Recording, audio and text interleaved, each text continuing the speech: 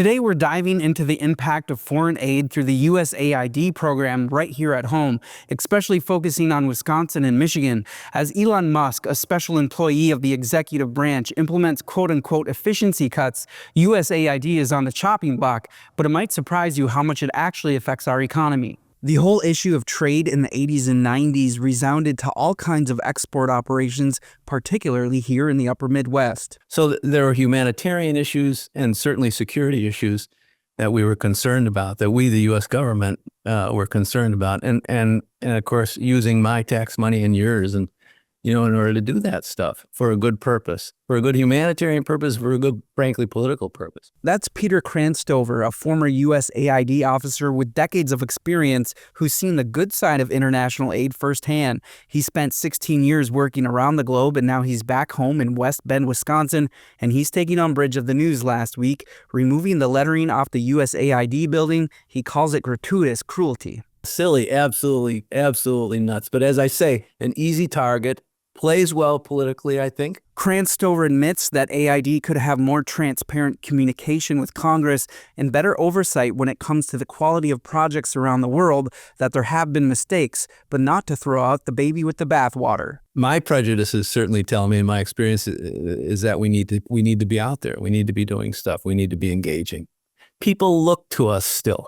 They still look to us, as bollocksed up as we can get sometimes.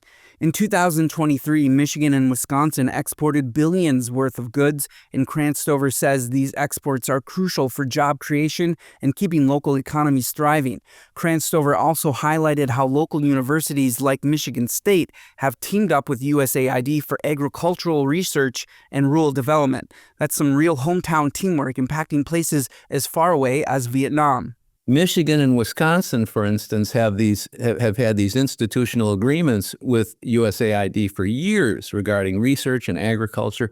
Michigan State was huge in Vietnam with respect to rural development and things like this. This is from a group called the U.S. Global Leadership Coalition that I'm a part of.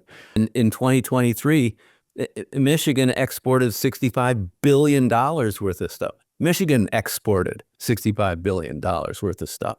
And it went to Canada, Mexico, China, Germany, and Japan in that order. Michigan's got transportation equipment, machinery, chemicals, electrical equipment, appliances, and components. While foreign aid might seem far removed from everyday life, proponents of AID say it plays a big role in our local economies.